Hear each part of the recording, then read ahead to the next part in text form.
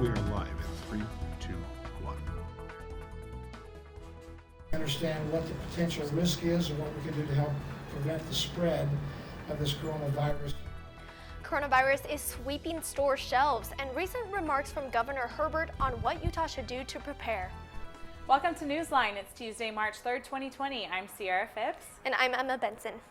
2 people have now died from the coronavirus in the United States, and a total of 89 cases have now been reported in 10 states. The coronavirus is now in Utah after a man was infected in an outbreak on vacation. Utah now has a coronavirus task force. What if the coronavirus gets worse? Regarding the coronavirus information desk. Coronavirus patient in Utah. The virus. Confirmed coronavirus cases in the U.S. topped 500 over the weekend. Coronavirus. COVID-19, coronavirus, Coronavirus, the virus. the coronavirus pandemic. Most schools are waiting for the governor's press conference, which is happening right now. Brigham Young University has canceled graduation, devotionals, and forums. Before the pandemic, we were a bustling newsroom, just like any newsroom in the country. We had daily newscasts, we went out and shot stories, we interacted with the stories of the day and the people and the community. And since the pandemic, everything is shut down. Things have changed, and I don't think they will ever be the same again. On March 12, 2020, Brigham Young University announced the school would transition to online classes due to the spread of COVID-19. It was just very challenging trying to adjust to a new norm. I didn't want to just abandon the newsroom in the middle of a pandemic. Is it a risk for me to go and cover this story? For students in the journalism program, this meant the closure of their newsrooms. Instructors in the news labs had to adapt to the sudden changes at the university and adjust the way the newsrooms functioned. Students in news labs had to quickly transition to a new way of learning and creating content for news consumers. Nearly 100 people showed up for Berto Sanchez was in the middle of his last semester at BYU producing television newscasts for Newsline. He had to adapt to a new form of storytelling outside the newsroom that he had been a part of for 2 years. I learned that this medium is adaptable to whatever you can throw at it. And yes, it's a little discouraging that this happened, but at the same time, we just, we were able to find a way to get it done. As devastating as it was for students to be out of their newsrooms, it also opened up a world of creativity and innovation they otherwise could not have experienced. Innovation is part of what we're trying to teach because journalism itself, the tools we use, are rapidly changing. Students went from using professional equipment supplied by the school to filming, editing, and storytelling from their cell phones. One of my roommates possibly was exposed. I've taken it upon myself to self-quarantine, and I'm going to be going out into the woods for a couple days now. We're going to be all right, everybody. Day 2, up the mountains. Sasha and I are still having a good time, getting kind of bored. Communication among staff in the newsrooms also changed. In-person meetings and face-to-face conversations were replaced with phone calls, video conferencing, emails, and social media messaging. Sometimes it feels like I'm like a mini call center. The editor-in-chief of the Daily Universe returned to Mexico with her husband and had to do all of her editorial meetings, reporter assignments, and communication remotely. I'm just grateful that we have such a great staff. I thought a lot about whether or not I should come because I didn't want to just abandon the newsroom in the middle of a pandemic. But because everyone else is just so responsive and so great at their jobs, it was a fairly easy decision for me to make. Operations at the Universe didn't change. However, all of the student reporters began working remotely to produce content for the Daily Universe website and weekly newspaper. With the cancellation of their daily news show, broadcast student reporters had to turn to social media as a platform for storytelling. If you are, like me, sitting in your room alone. How exciting for them to be part of something so different, so unique, so challenging, but so fulfilling. Broadcast students embraced the challenge and took it as an opportunity to be imaginative. I had to be more creative in the way I did my reporting. I had to be creative in how I used my equipment. The things, my environment that I had to work with. How do you report from being inside your room? How do you report without being able to go outside and talking to people? Students use different storytelling techniques than those traditionally taught in the news labs. Kids are learning to pitch their passions. Newsline reporter Juliet Favero took advantage of that creative freedom. I'm washing my hands to prevent coronavirus. I'm just trying to keep me and other people safe.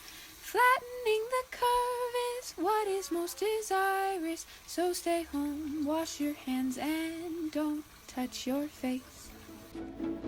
Reporters in both news labs faced many different challenges during this time, but despite their lack of resources, Universe reporters and editors were producing more content during the pandemic than they were before. There are times in winter semester where I would struggle with having enough content to put into the paper, but since the pandemic hit, we've had so many great stories that now I struggle with what doesn't get to go into the paper. We've been hitting 1,500 to 2,000 copies picked up every week. So for a campus that's shut down, there are a lot of people there picking up the newspaper. The paper was filled weekly with staff articles about the daily and personal impacts of COVID-19. And broadcast students shared those same types of stories on social media with Facebook, Instagram, and Twitter. Their stories reached nearly 6,500 people with an engagement rate of more than 5%. For engaged couples of the Church of Jesus Christ of Latter-day Saints, recent temple closures worldwide have caused major upsets to wedding plans.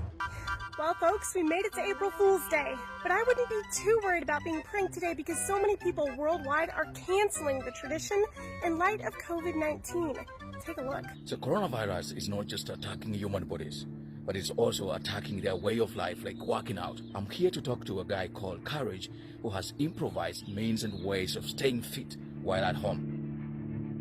With more Utahns staying home due to the coronavirus pandemic, the Salt Lake City Police Department is seeing an uptick in domestic violence-related calls. Although BYU encouraged students to stay home and reporters were not required to leave their homes, many of them found that the stories happening outside were worth telling. I'm here at Station 22 today to see Broadcast reporters covered stories about local businesses and people impacted by COVID-19. Reporting to you today from Loveland, Colorado, your state from across the Rocky Mountains. Hi, neighbors. And I just saw something that looked like it could have come from the film Night of the Living Traffic Cones. Take a look. You might think you're seeing pod people, but it's just your friendly neighborhood Chick-fil-A employees. I'm here at the Smith's grocery store here in Provo to just find out if they're experiencing some of those shortages and what are those items. So let's see. Here's the aisle for bread. Looks like there's enough. There's still a shortage of toilet papers and other things. All the things I may need. Other students turned their travels home into a creative storytelling opportunity. Hi, I'm Cecily Henstrom reporting for Newsline. As you know by now, COVID-19 has gotten to Utah and BYU has shut down. And we're home in Oregon. It taught me how to think on my toes. I was able to create something that I wouldn't have been able to create in the lab. A reporter and photographer from the Universe decided to travel to a protest in Salt Lake City, despite BYU not requiring students to travel to cover stories. Although stay-at-home orders had been issued, many people were not staying home. Not only was it a significant event in our community, but it's a pretty historical event also. These are things that need to be covered, and I didn't want to pass up that opportunity. This was the first time that I was like, oh man, I could go to this thing, I could cover it, and it would be a really important story to be told, but I could get sick. While at the protest, they had to adapt to social distancing regulations while trying to interview people and capture the protest. The event page for it said that safe social distancing would be practiced and masks were encouraged. However, that was not the case by the majority of the people in attendance. I guess I was just more cautious and aware of the space around me while I was interviewing. And let me tell you, it was so hard. It was so hard to keep your space when you're at a protest. While some student reporters went out, many stayed in and worked from their living rooms or bedrooms. Newsline reporter Bella Erickson worked from her home in Colorado. Hey guys! She says working remotely was very different from working in the newsroom. I just miss going into lab every day and seeing people excited to work, and everyone was really friendly and we had fun together. I used to get really ready those days, hair, makeup, clothes and everything, and that's kind of gone. Universe reporter Kenzie Holbrook worked from her home in Arizona. I want to go back to the newsroom. I like being there better, but it is amazing to see that we can produce this content with just sitting here. Like, I've never had to leave my house, and we produced like all these stories. Kenzie started writing articles sharing the experiences of missionaries for the Church of Jesus Christ of Latter-day Saints as they adapted to new regulations. There are so many stories that it became an ongoing series for the paper. Working from home interrupted the routine students had become accustomed to in the labs. I was in the lab 2 times a week. After COVID, we weren't just not going to stop doing the show. Our instructors, they just told us to do stories through our phones. It was challenging, but it was also a really cool and new skill to learn. The global pandemic forced instructors and students in the BYU News Labs to change the way they approach, construct, and execute stories. It was a major disruption, but for students preparing to enter the field of journalism, it was good practice for what they will encounter in the industry. Salt Lake City, I'm Eliza Smith-Driggs. News is rarely convenient, especially important historical events that are going on. And while COVID-19 is causing a lot of harm, it's something that is going to be found in history books. Because of these innovative changes, students have learned additional storytelling skills and how to adapt to unique situations, leaving them better prepared for their future careers. Now they've got the tools in their hand and they're using them in very innovative ways. I think it's going to help them in the future. We couldn't be more happy with what they've done. I don't think the way the News Lab runs will ever be exactly the same. There'll be some things that remain the same, but I'm also looking forward to implementing some of the things that I've learned and helping make the lab better and help give the students more skills and help them be more rounded so that they can be more competitive when they go out for jobs in the professional world. I gotta say, it feels super weird being back in the News Lab. It's very different, right? Yeah. We're sanitizing everything in the lab now. Wearing masks. Even standing 6 feet apart on set. Well, let's ramp it up. Stand by, coming out in 3, 2. The COVID-19 pandemic certainly took a toll in learning in the lab, but it didn't cancel learning altogether. No, it didn't.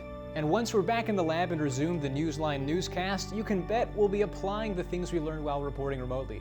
So until then, stay tuned because we'll be right back.